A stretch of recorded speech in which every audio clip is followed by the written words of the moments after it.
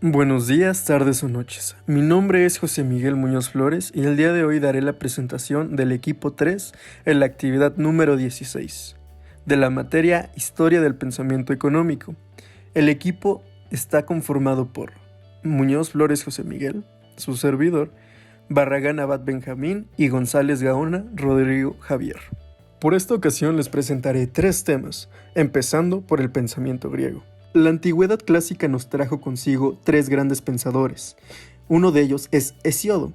Hesíodo consideraba a la tierra la madre de todos los seres, atribuyéndole también al trabajo en ella la razón del por qué los hombres podían llenar sus graneros y hacerse ricos en ganado y en oro, ya que para él el trabajo y la tierra son 2 elementos que constituyen la fuente de las riquezas, atribuyéndole, gracias a este pensamiento, los factores de producción. Buscaba que los hombres se comporten de acuerdo con la justicia y practiquen una vida virtuosa, sin perjudicar a los demás. Esto suele ser ignorado en las sociedades materialistas. Su pensamiento era totalmente opuesto al de Demócrito. El siguiente pensador es Demócrito. A él se le atribuye una teoría económica subjetiva del valor y una teoría de la preferencia de los bienes presentes respecto a los futuros. ¿Esto qué quiere decir? Simple, que una mercancía en mano es superior a una que todavía está por llegar, ya que no se sabe cuándo lo hará, y la otra, por el otro lado, ya la tienes, y con ella puedes hacer más. Al contrario de Hesíodo, Demócrito defendía la propiedad privada y concibía una filosofía materialista. Continuando con Jenofonte, él creó una obra llamada Anábasis y Económico. En su obra trata asuntos económicos relativos al crecimiento de la hacienda. Él decía que se debía obrar de modo que el patrimonio se encuentre en las mejores condiciones. Para Jenofonte, la actividad más productiva era la agricultura, concordando con Hesíodo en que esta era la principal fuente de riqueza, sostenimiento y prosperidad de los pueblos. A continuación tenemos a Platón y el estado ideal de Platón. Él plantea una sociedad utópica, la cual se dividiría en 3 clases sociales y no tendría ataduras de ningún tipo. Además, este estado sería geográficamente limitado y constituye un modelo de ciudad-estado perfecta, estacionaria e inmovilista. En el estado ideal de Platón existía un sistema de clases sociales, el cual se dividía en 3: los gobernantes, los guerreros y por último los productores. Las 2 primeras clases serían las privilegiadas y ellas estaría proscrita la propiedad privada y la riqueza. Los niños serían educados en común y dependiendo de sus aptitudes serían destinados a alguna de las 3 clases sociales. En cuanto al orden de los valores, Platón no se priva de recomendar el control de la natalidad, la eugenesia, la eutanasia y la selección biológica de la especie humana. En cuanto al aspecto político, propugna la suspensión de la propiedad privada en las 2 clases superiores y la eliminación de la acumulación de riquezas. En cuanto a lo referente al dinero, aprecia que en realidad es un símbolo arbitrario del valor de las cosas, ya que su principal función es la de facilitar los intercambios. El dinero no tiene valor por sí mismo, como si de una mercancía se tratase, sino que es una representación abstracta establecida por la sociedad. En cuanto al interés, él opinaba que el crédito debe basarse en la confianza personal y, en consecuencia, no se debería cobrar interés por el préstamo del dinero. En la distribución de bienes, en el estado de Platón se realiza mediante un equitativo reparto por el Estado según el principio de dar según sus necesidades a cada uno. A continuación tenemos a Aristóteles. Él nos hablaba del Liceo, el cual era una escuela en la cual se impartían enseñanzas peripatéticas dadas por él mismo. En cuanto al método de Aristóteles, consistía en descomponer un todo en sus partes para estudiarlo y comprenderlo, además de recopilar datos para inducir resultados. En tanto al aspecto económico, identifica lo justo con lo natural y lo injusto con lo antinatural. Él intenta analizar en estas sociedades sus instituciones sociales y económicas para descubrir cuáles son las mejores, las más justas y las más virtuosas. En la esclavitud, Aristóteles, al pertenecer a la clase aristocrática, ve natural o justa la esclavitud como fuerza de trabajo. Él decía que si un hombre es incapaz de razonar por sí mismo, es por naturaleza un esclavo. Adentrándonos en los principales temas económicos, tenemos la crematística, el cual es un concepto de la justicia entre formas naturales y antinaturales para adquirir riqueza. La forma natural se basa en la satisfacción de las necesidades empleando los recursos de forma funcional. La forma antinatural consiste en utilizar los propios bienes de forma no funcional, o sea, intercambiándolos para extraer una plusvalía y obtener más riqueza. También tenemos el principio de las ventajas absolutas, el cual se trata de saber elegir dónde comprar barato y dónde y cuándo se deben vender los productos para obtener ganancias. También tenemos la propiedad privada, algo que nos pertenece en propiedad exclusiva, y la pobreza, la cual reconoce como la pobreza es el origen de todos los crímenes. En cuanto al dinero y al interés, el dinero es conveniente, ya que al tener un valor intrínseco es apreciado por la mayoría de la gente como medio para facilitar el intercambio. Por lo tanto, podemos decir que la primera función del dinero es el cambio. El interés es la obtención de una ganancia mediante la utilización del dinero. Adentrándonos en las diferentes escuelas filosóficas griegas, se encuentra la escuela cínica, en la cual se encontraba Antístenes, el cual fue discípulo de Sócrates. Él basaba su filosofía en la virtud, el trabajo y una vida libre de exigencias sociales. También se encontraba Diógenes, el cual predicaba un tipo de vida virtuoso, libre de necesidades materiales, la extinción de los deseos y la renuncia a toda clase de riquezas. También se encuentra la escuela estoica, en la cual estaba Zenón. Él decía que la virtud es el único bien que existe y su práctica debe ejercerse libre de emociones y pasiones. Él no excluía la posesión de riquezas si se llevaba un género de vida conforme a la naturaleza. Ya por último contamos con la escuela epicúrea, en la cual se encontraba Epicuro. Para él, el enriquecimiento debía provenir de la disminución de las apetencias, llevando un tipo de vida sencilla, retirada y con tranquilidad de ánimo.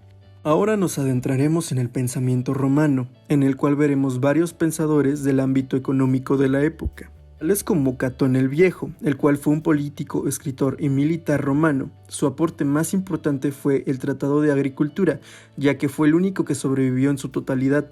Su obra recopila las normas y las reglas de cría y gestión de granjas, incluyendo anécdotas sobre cómo era la vida rural de los campesinos itálicos del siglo II a.C. Después tenemos a Varrón, el cual fue un caballero romano, polígrafo, militar y funcionario romano. Él escribió 3 libros de agricultura, Rerum Rusticarum Libri 3. Después contamos con Cicerón. Él fue un jurista, político, filósofo, escritor y orador romano, con el título de O Económica, y tradujo el Económico de Jenofonte. Continuamos con Columela, el cual escribió De Re Rustica, obra dividida en 12 libros. Y ya por último contamos con Lucio Anneo Séneca, el cual fue el primer autor en considerar los bienes públicos. Puede extraerse un apreciable pensamiento económico que se encuentra en sus libros de los beneficios y epístolas a Lucilio. Ahora, en cuanto a la caída del Imperio Romano, a la muerte de Teodosio I el Grande, el Imperio Romano recayó sobre sus 2 hijos, el Imperio de Occidente para Honorio y el de Oriente para Arcadio. Los problemas para controlar a los pueblos bárbaros se agravaron, y estos, no hallando suficiente oposición, acabaron por efectuar correrías. Alarico, con los visigodos, saqueó Roma. Se sublevó Odoacro, rey de los Herulos, y destronó al último emperador del Imperio Romano de Occidente, Rómulo Augusto, quien se vio obligado a abdicar y retirarse a sus tierras. El Imperio Romano de Oriente, o Imperio Bizantino, sobrevivió durante más de un milenio hasta que cayó Trebisonda, Anatolia, en poder de los turcos. Ahora, adentrándonos dentro del pensamiento islam, algunos datos importantes son: conquistas musulmanas redujeron a menos de la mitad el vasto imperio bizantino y le arrebataron el comercio de las valiosas mercancías exóticas procedentes de remotos países. La expansión árabe por el occidente llegó a la península ibérica, desintegró por completo el reino visigodo. La exportación de un nuevo vidrio, el cristal, comercializado en régimen de monopolio. Ahora tenemos a Mahoma, el cual practicaba el islamismo, religión la cual cree en Alá y sigue las enseñanzas del Corán. Mahoma no demuestra una actitud desfavorable al comercio. Hay que tener en cuenta que él mismo lo había practicado y decía: Dios ha declarado lícita la venta. Mahoma predicó una alimentación saludable, prohibió comer carne de animales que ya estuvieran muertos, la sangre y la carne de cerdo. La sociedad árabe en tiempos del profeta ya había consolidado la propiedad privada y los derechos hereditarios.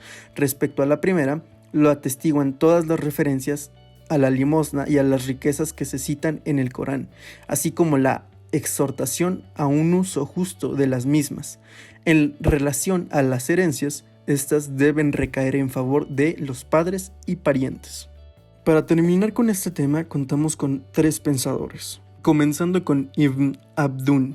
En el caso de este autor, su pretensión es que la judicatura vele por el cumplimiento del principio definido con la palabra isba, es decir, que en las relaciones humanas, en especial las que mantienen lugar con motivo de los tratos comerciales, reine el bien y se erradique el mal. Ahora, continuando con Al-Dimashqi, más interés despierta su análisis de la forma de conservar la riqueza que se fundamenta en la obtención del beneficio. Él define el beneficio como la diferencia entre los ingresos y los gastos. Para Al-Dimashqi, la actividad comercial está tan vinculada con la personalidad del comerciante que los gastos incluyen los costes del negocio, la compra de mercaderías y los gastos personales. Además, en el comercio identifica el capital financiero, o sea, el dinero, con la riqueza. Por último, tenemos a Ibn Yaldún, el cual consideraba que las actividades económicas naturales para ganarse la vida son la agricultura, la artesanía y el comercio, cuyo desarrollo depende directamente del incremento de la demanda. El comercio lo define como una actividad cuya finalidad es la obtención de una ganancia o beneficio que consiste en la acumulación del capital mediante el procedimiento de vender caro y comprar barato. Para conseguirlo, una forma es almacenar las mercancías adquiridas hasta que suban los precios en el mercado. Hola, yo les voy a hablar sobre el Renacimiento. Este fue un periodo de la historia entre el siglo XV y XVI. Constituyó una revolución por el cambio de ideas y estructuras sociales, religiosas, políticas y económicas. En tanto a la estructura económica surgieron nuevas clases sociales que tomarían un gran protagonismo. Sus estructuras políticas se modificaron de igual manera. Se formaron grandes naciones con poder sobre otras provocando guerras. La cultura no se quedó atrás. Importantes autores como Leonardo da Vinci, Miguel Ángel, Pedro Berghete, por mencionar algunos, tuvieron un gran auge durante esta época que dejó un legado hasta nuestros días. La Iglesia, por su lado, tuvo grandes cambios, al haber grupos religiosos peleando por el poder y la riqueza que ésta poseía. Martín Lutero fue un teólogo y fraile que escribió una tesis que criticaba la avaricia y poder de la Iglesia que usaba para beneficio propio. Juan Calvino fue un teólogo francés considerado el más destacado durante la Reforma Protestante. Luca Pacioli fue un fraile francés que desarrolló en contabilidad el sistema de la doble partida. Durante este tiempo se fundó la Escuela de Salamanca, que fue la primer corriente de carácter económico que debatió problemas morales generados en Europa y el descubrimiento del Nuevo Mundo. Francisco Vitoria fue el fundador de la Escuela de Salamanca, considerado el padre del derecho internacional moderno y defensor de derechos humanos. Martín de Azpilicueta fue uno de los principales precursores de la economía clásica, introdujo la teoría cuantitativa del dinero y teoría del valor escasez. Tomás de Mercado, economista y filósofo, criticó la usura y los monopolios, propuso establecer una guía moral para que establecieran los precios justos a los productos. Luis de Molina se le considera el padre del liberalismo. Juan Mariana, defensor de la limitación del poder del Estado y principal precursor de la economía clásica. Santo Tomás Moro fue un pensador inglés que escribió numerosas obras sobre el humanismo y contra las herejías. Nicolás Copérnico fue un matemático y astrónomo polaco que se abstuvo de publicar diversas obras por temor a las represalias, ya que sus ideas iban en contra de la Iglesia. Planteó que entre más dinero haya, este reduce su valor. Luis Ortiz apeló por la productividad y propuso restringir la expansión monetaria y desincentivar el consumo. Sir Thomas Gresham estableció la ley Gresham, en la cual un sistema donde monedas de diferentes denominaciones haya, la que tiene el menor valor sustituirá a la de mayor valor. Ahora hablaremos sobre el mercantilismo. Este fue un sistema económico el cual se basa en la exportación y sobre todo la posesión de metales preciosos como signo de riqueza. España adoptó este sistema económico. Sin embargo, al no tener una buena administración, todos esos metales se fueron perdiendo y dejando en pobreza al reino español. Sancho de Moncada fue un economista que desarrolló interés en el desarrollo económico español. Menciona que al haber tantos metales, el dinero se devaluó. A su vez, la producción agrícola y el despoblamiento generó una crisis económica. Menciona que se dejaron de lado diversas actividades como la artesanía y la agricultura. Sin embargo, había diversas mejoras para que esto mejorara su producción. Pedro Navarrete estudió el decaimiento en la economía española, proponía el aumento de las materias primas en lugar de los metales, proponía aumentar el desarrollo agrícola. Además, consideró que la acumulación de los metales no era riqueza. Jerónimo Ustariz propuso un desarrollo en el comercio e industria, además de una restricción en el comercio con las Indias. Bernardo de Ulloa comenta que el decaimiento de la economía española fue debido a esa acumulación de metales, sumado a su pésima administración. Sin embargo, pese a todo esto que se ha mencionado, se propusieron diversas mejoras en la infraestructura del comercio para poder generar producción y no depender de las importaciones. Por su lado, el mercantilismo inglés. Inglaterra tenía una mejor organización y adoptó el control del comercio internacional y exportaban oro y plata. Una de las razones que arruinaba la economía es el exceso de las importaciones sobre las exportaciones, ya que generaban gastos mayores. Edward Misselden argumentaba que el comercio de la exportación debía tener privilegios y era una forma de fomentar el comercio exterior era por medio de la devaluación de la moneda inglesa. Sir Thomas Moon argumentaba que el comercio era la única manera de aumentar la riqueza. Hablaremos sobre algunos autores importantes. Sir Joshua Child, economista británico que consideró que para mejorar la competitividad era necesario que los salarios e ingresos fueran bajos. John Locke, filósofo que compartía su liberalismo con los demás. Sir Dudley North consideraba que los metales no eran más que elementos de la riqueza nacional. Planteó que las leyes que determinan la tasa legal de interés. Conde de Shaftesbury, discípulo de Locke. Francis Hutcheson desarrolló la teoría del sentido moral. Hablaremos sobre la fisiocracia. Esta fue una corriente económica fundada por Keynes en el siglo XVIII, que afirmaba que las leyes de la naturaleza y la tierra eran las únicas. Para Keynes, la riqueza eran los productos renovables procedentes de la agricultura y que servían para subsistir. Keynes fue el creador de la escuela fisiócrata. Durante este tiempo se desarrollaron diversas teorías, tales como la del valor, que menciona que el valor se ajusta a la necesidad de intercambiar cosas que uno tiene por las que no posee y desea. Del interés, menciona que un prestamista tiene derecho a exigir un interés por el dinero que es suyo. Teoría del capital, permite vivir y producir durante el periodo de producción. Teoría de la distribución, contempla una distribución simple por medio de la renta de la tierra, beneficio de la tierra y salarios de los trabajadores. Para finalizar, hablaremos sobre William Petty. Este fue un filósofo y economista inglés que planteó la definición de la renta, así como el trabajo, que era la equivalencia a lo necesario para renovar la capacidad de hacerlo nuevamente. Define el valor de la tierra como propiedad, parte naturalmente de la valoración de la renta, entendida como valor de usufructo por año. Respecto a la usura, comenta que se debe aumentar razonablemente. Comenta que las aduanas son importantes para mantener la competitividad del mercado extranjero que las demanda. Esto es todo de mi parte y muchas gracias. Mi nombre es Benjamín Barragán Abad y esto es la actividad número 16 de Historia del Pensamiento Económico. Adam Smith. Generalidades. La aristocracia estaba acumulando una riqueza nunca antes vista.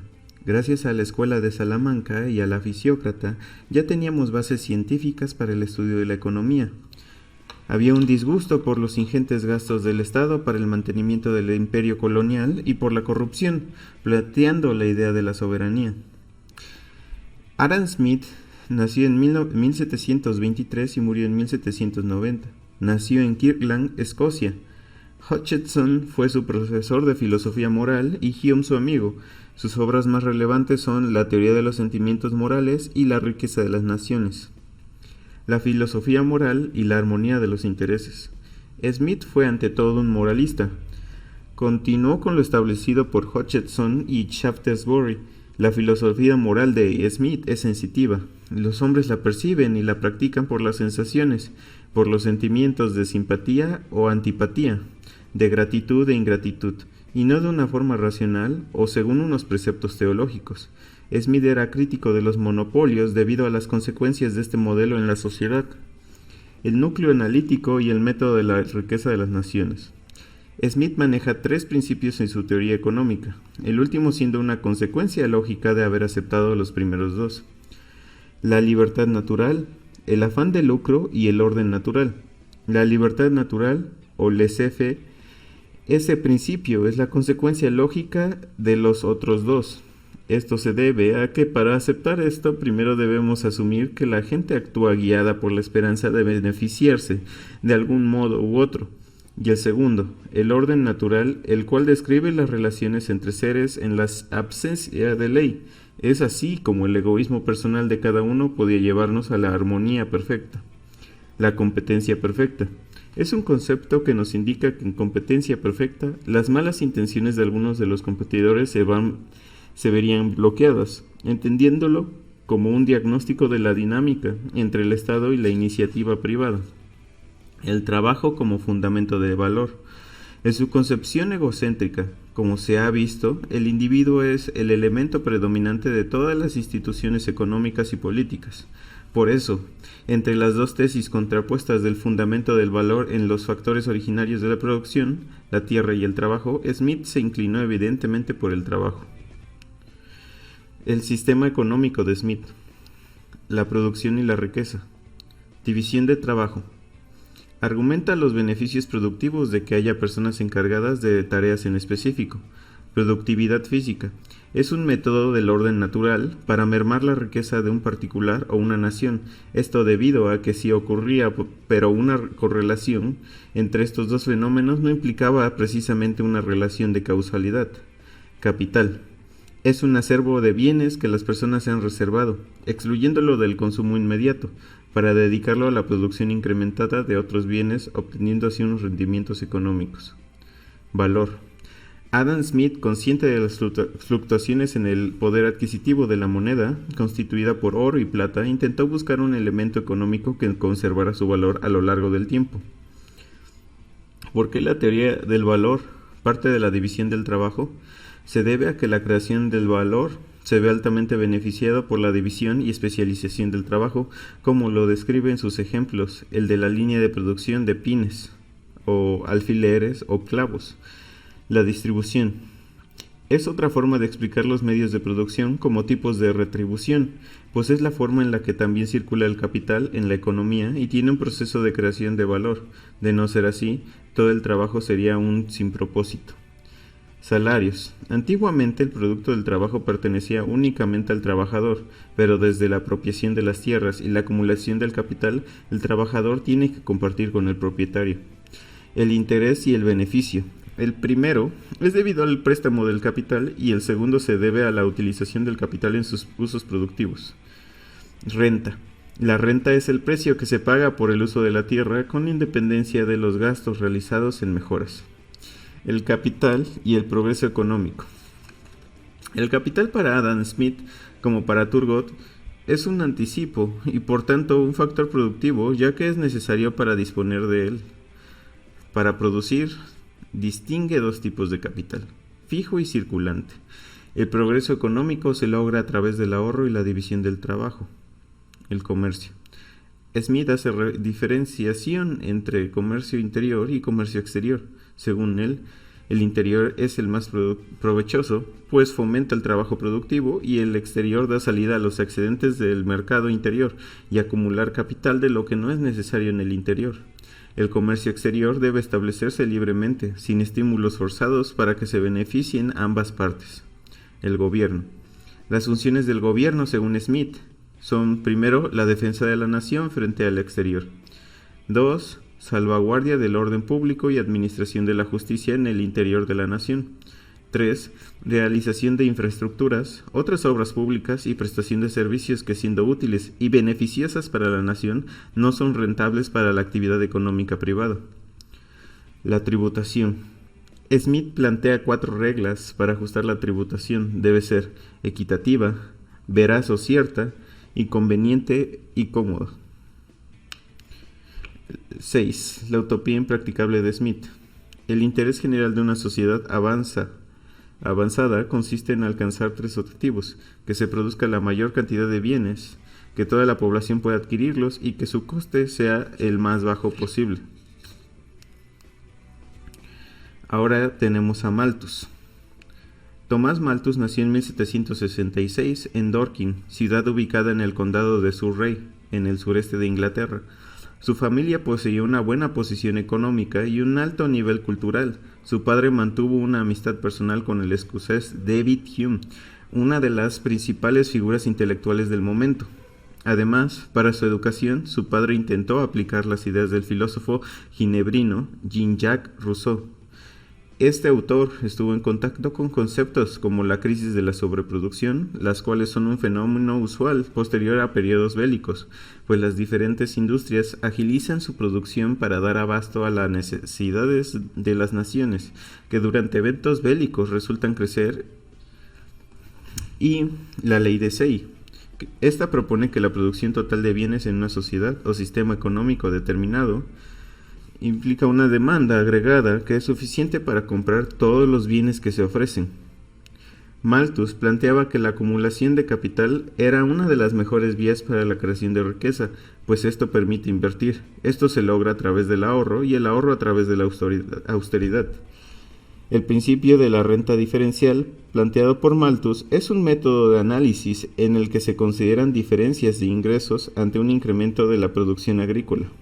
Al aumentar la demanda de productos agrarios, se intensifica la producción, intentando por este fin explotar tierras menos fértiles. Esto sube los costos medios de la nueva producción debido a los rendimientos decrecientes de las nuevas explotaciones que originan un mayor gasto por unidad de producto. Pero los productores aprovechan el nuevo precio más alto para subir la renta de esas tierras.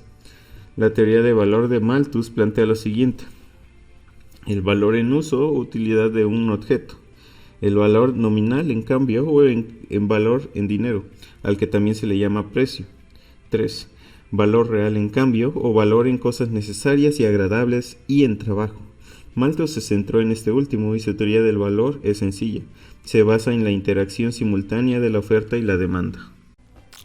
David Ricardo fue un economista inglés de origen judío sefardí, portugués.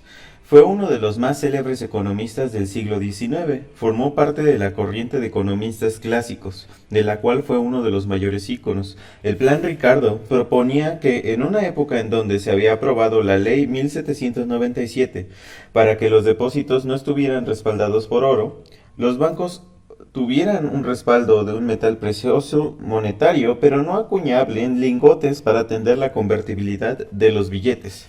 Esto planteaba el debate monetario.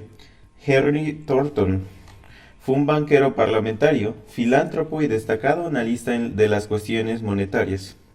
Su obra más importante es una investigación sobre la naturaleza y los efectos del crédito papel de Gran Bretaña. Thornton expresó que el Banco de Inglaterra no debía de tener un comportamiento igual que el resto de los bancos.